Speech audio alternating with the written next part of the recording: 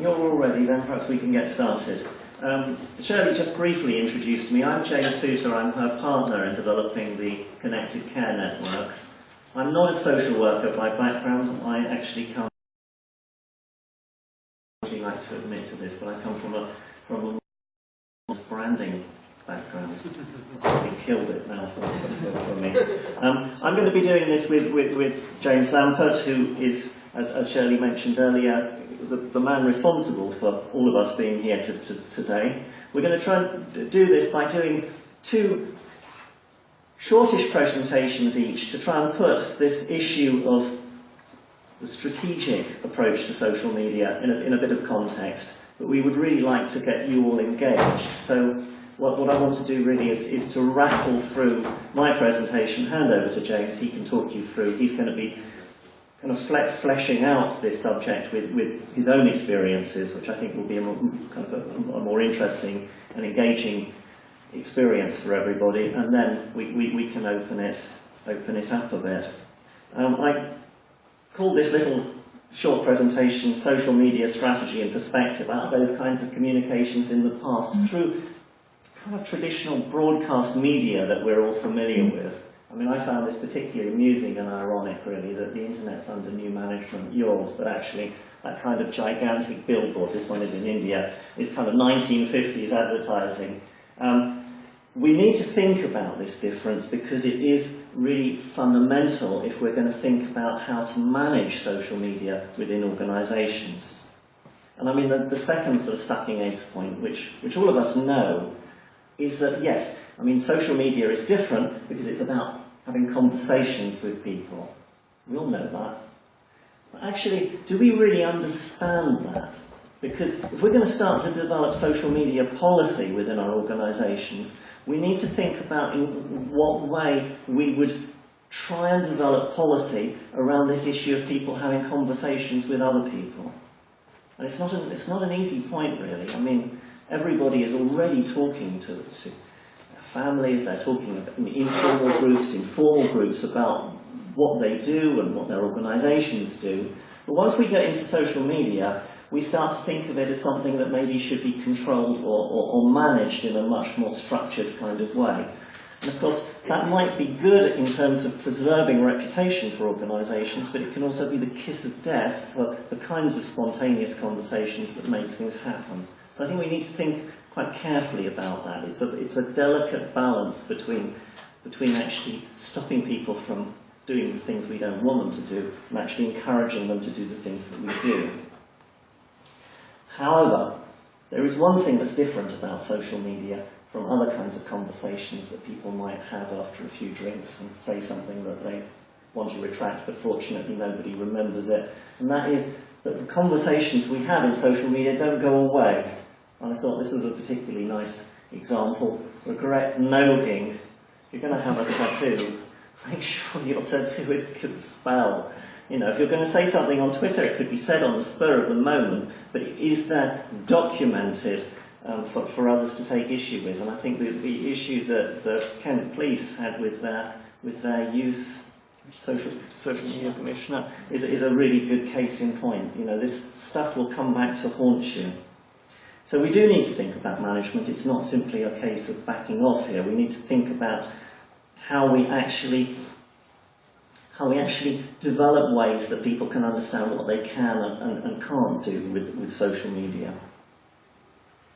Mentioning the police also, I mean, those policies really have to be to do with encouragement. Because actually the issue, and I think it's an issue for nearly all of the organisations that I've worked with over the last few years, is that social media policy means actually we're going to let these people be responsible for social media engagement, and the rest of you, well, actually, no, we don't really want you to be saying anything about what you're doing. And that is a mistake, because for all the reasons that the various speakers this morning have been talking about, we do want almost everybody to be that you're working with and for. So it can't be about policing. It's also, again, I mean, an obvious point, but one that needs to be to really, I suppose, be emphasised. If you're developing a social media policy, You're not drafting a constitution. This thing is evolving the whole time, and therefore we need to find very fluid ways of being able to do that. One of the best ways to do that is to be able to, out there, you can download them, you can read through them, you can cut and paste from them, and actually make use of other people's experience. And these are 4 that we found particularly good, which have come from different areas around the area of social care. Monmouthshire have done a fantastic job of developing social media policy for their authority. Bromford Housing Group's also got a really innovative approach. Paul Taylor is running the beginners social media session across the way. He's here all day. He's there. I don't know what Paul's... At Paul Bromford. Yes, at Paul Bromford. That wasn't actually the question. I don't know what his job title is, but I think his Twitter address is probably more important. He's responsible for innovation. They are a social business, as they define themselves. Really interesting, the work that they're doing with social media to engage with their tenants and others. NHS, employers, HR and social media guidance is probably as worthy as you think it might sound, but it's worth looking at. The digital social media engagement for the police service, on the other hand, is a really fantastic piece of work and well worth looking at, particularly because of the issues the police service has and the particular sensitivities that they have that maybe other organisations don't have to the same degree. That wraps me up. I'm going to hand you over now to James.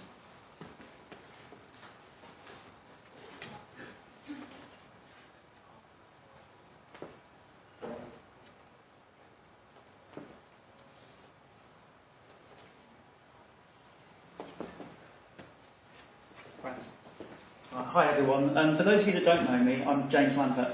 I'm a commissioning manager in our Families and Social Care department at Kent County Council. And 1 or 2 people said it's probably something to do with me that we're all here today. So thank you very much indeed for turning up. And I mean, it's a fantastic atmosphere. I'm just going to talk for a few minutes about and kind of bring this down to what it means for us actually in Kent, I think. Just to start off with me, I suppose, and my story. I'm not just going to talk about social media, but it's actually about how you can use social media and some of the associated web applications and ways that people can connect in a kind of a strategic way. But actually, not in a strategic way. Actually, I'm starting off with me personally. And back just before Christmas time, I had the fortunate, I guess I was kind of looking at Twitter and I came across Mindings, and Stu Arnott, who was sitting up at the back of the room there. Hi Stu, didn't know you were coming along to my session, so a bit embarrassed about this. But actually, my mother-in-law lives up in Chester. She's visually impaired, she's quite severely disabled, she's got a stair lift and a level access shower and all that kind of stuff. Her husband's 20 years older, he's 85 actually this year, and he hasn't actually been able to see a text message for the last 5 or 6 years. So we had a go with Mindings and do speak to Stu about it. But actually, and this is a text we had from my mother-in-law. I think it must have been the day after we'd actually installed it on her laptop. So thanks for installing it, it's brilliant, I love the photos. Because actually what we can do is we can send photos to her really easily from our phones with opportunities to connect it up with Facebook and other social media applications. There's no way on earth she's ever going to have a Facebook account or a Twitter account. Actually, this is something which is really targeted, which she can easily use, given her visual impairment and how she can actually get around a laptop.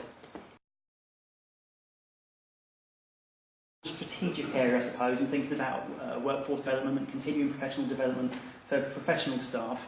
I also, my professional background is actually as an occupational therapist, so it's great to hear Dominic giving us the big thumbs up earlier.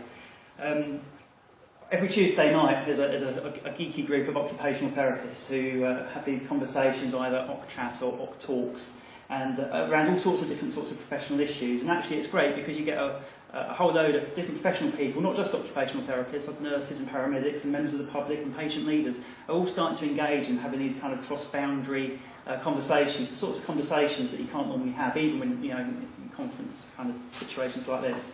And those are the sorts of things that are happening every week now. We nurses is another great one, we paramedics. So we've got all these groups of professionals who are actually learning and sharing with each other. The third bit of this that I was going to talk about was kind of about thinking about where you position yourself as either as individuals or as organisations. There's a great Twitter app called TweetLevel. Just go to tweetlevel.com. If you've got Twitter accounts, you can actually see where you are. It'll analyse what kind of tweeter you are. So I did this yesterday just to see kind of what my standing is. So I'm kind of there in the middle, and it says I'm a curator and idea starter. So what that means is I continue conversations, haven't necessarily got the most enormous following. Some of the things I start, ideas that influence other people. So I think it's probably quite a good position to be in. I also just happened to see what Kent County Council's Twitter account was at. I think it probably has about 15,000 followers. It's an idea starter, so it puts lots of stuff out there, but actually I suppose there's a question about how, as a corporate account, how much does it really engage with people that are asking questions and so on? Is it just an account that's sending out information? And similarly, sort of a fairly fledgling Twitter account just happened to pick on Ashford's Clinical Commissioning Group, because they just happened to send out a tweet when I was looking for something to pop onto here. At the moment, they're kind of in this kind of commentator area where they're just at the moment it's sending information out. So there's a question really, and if you do your own stuff on TweetLevel, you can see and there's some hints and tips about how to improve the way you actually use Twitter. So I think there's a question really in terms of Twitter accounts organisationally. So if you're working for an organisation, is it your organisation that's tweeting, or actually is it the people that are in the organisations, you and I, who are the people where the relationships really happen? Department of Health to become an integration pioneer. So we're really interested in looking at how health, social care, housing, voluntary sector, care sector organisations can work together to actually truly deliver integrated, coordinated care across Kent. Although it's, a bid to the Department of Health, simply it probably means that you might get some consultancy support and maybe some unblocking of things we're struggling with. But actually what we're doing is we're taking a paper to the Kent Health and Wellbeing Board next week saying, actually we've developed this strategy now about how we think we should work towards an integrated health and social care system in Kent. We don't actually need the Department of Health to give us a pat on the back and say, yes, we'll support you with it. We can just get on and do it anyway. There's a lot of people with a lot of will willing to do this. Embedded within the bid to the DH, we've suggested that actually we need to develop a digital engagement strategy. So it's not just about telehealth and not just about telecare, but it's about this broad range of other social media and technologies which we should be using and making sure are being supported and facilitated across Kent. I want to talk a little bit about engagement, because for me that's one of the real things that social media can offer us as people working within or organisations around customer care, customer service, patient voice, if you like, service user engagement. There's all sorts of different words for it. Making it real is, from a social care perspective, a really great hashtag to follow around personalisation, and actually how the members of the public really co-produce new kinds of services with local authorities, NHS and others.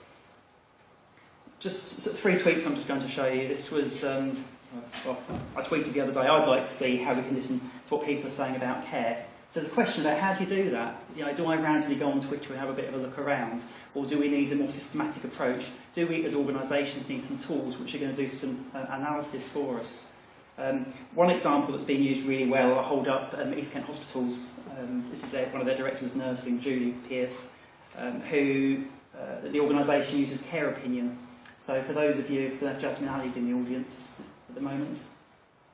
No, she must be somewhere else. Jasmine Alley is from Patient Opinion, Care Opinion, so find her today and have a chat with her about what Care Opinion can do. It enables patients, carers, members of the public to go onto the website and actually write the story of what it was like to receive care. So they, as an organisation, are using this to get some really good quality feedback about what was it like using the hospital, what was it like using their outpatient clinics and so on. Care Opinions, a new sister site that's coming along. So there's a question about local authorities and care organisations. Actually, you'll be registered on Care Opinion already, and people might be talking about you, and do you know what they're saying, and are you actually responding to that? And my third point on this was around social media, and our organisation itself doesn't have a social media policy. There's some stuff in development at the moment, but I would like to challenge our organisation to say, actually, let's really enable and empower our staff to be great ambassadors for us as an organisation. From a strategic point of view, it's all very well sending out stuff from from a corporate account. It's actually the people that are working in the organisation, talking about their day-to-day stuff, making connections with others, and that's the stuff that's really powerful. It's about the relationships. Now, I want to be talking with members of the public about how we should be shaping, having some tweets to come out through the day, so it might look like he's around, but actually he's up in the air somewhere. But I'm doing him a favour, really. Go and have a look at this website. The idea is there's a competition open at the moment. Anybody actually from across the UK can enter. It's a partnership between public services, between entrepreneurs, members of the public, voluntary sector organisations. 3 main themes, questions which are being asked. One is how can you improve our neighbourhoods? The people who've got ideas about how you could use technology to do that. Go on to simple, idea. If you've got some ideas about how we can improve the health and well-being of people living in Kent, there's a second theme. And already there's some ideas I see around apps for carers, for example. Apps to get people walking more, maybe picking up on particular walking routes. So those are the it's only launched last week, so there's some ideas on there. And the third one is around increasing people's ability to read, access arts and culture. So there's some opportunities there. They've got about 250 undergraduate students across Kent signed up who are actually going to get together and work on prototyping some of these ideas and turning them into reality. For those kind of IT geeks, there's a £9,000 prize fund at offer as well, working in partnership as well with Microsoft to provide some techie support. So there's real opportunity to actually develop some good stuff here, potentially take it to market. So if anybody's in the room here that's has got some great ideas or is interested in that, do go and have a look. That's enough from me. So that's kind of local context, and now really it's kind of over to you. Shall I? I'll do that. In terms of the next bit, we've probably got around about 20 minutes or so to do some kind of workshopy stuff. So really just a 10-minute talk on your table. So if you're on your own, come and move forward, or if you've got some interesting people you'd like to say hi to, come and join them. But really two questions first of all, 5 minutes each. So what's going on now that you know about in Kent, or what's going on nationally? And then the second question is, what do you think we should be doing in terms of using social media in a strategic context? Where would we like to see our organisations going with some of this stuff? What kinds of ideas have you got?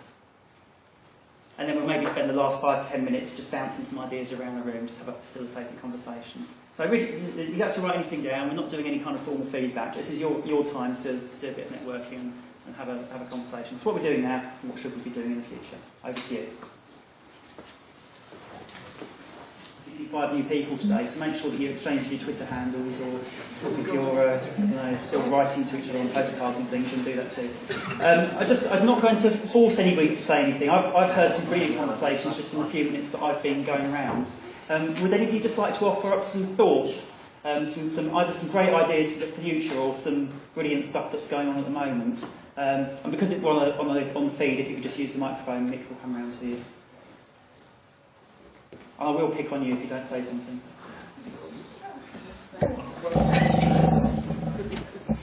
I'll throw in, if nobody else is going to throw in, I'll throw in a point I made in our group, which we looked briefly at the fact that there isn't money around anymore, and that organisations, charities, voluntary sector organisations are going to have to look again at what they do.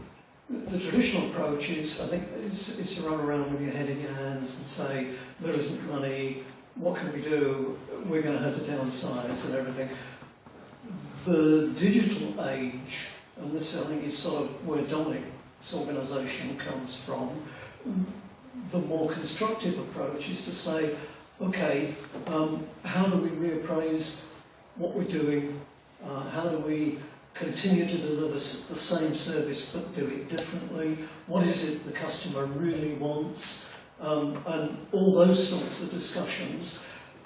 Unfortunately, at present, we tend to be having those discussions some way down the road, and they need to become a much higher, earlier part of the whole discussion, the whole agenda.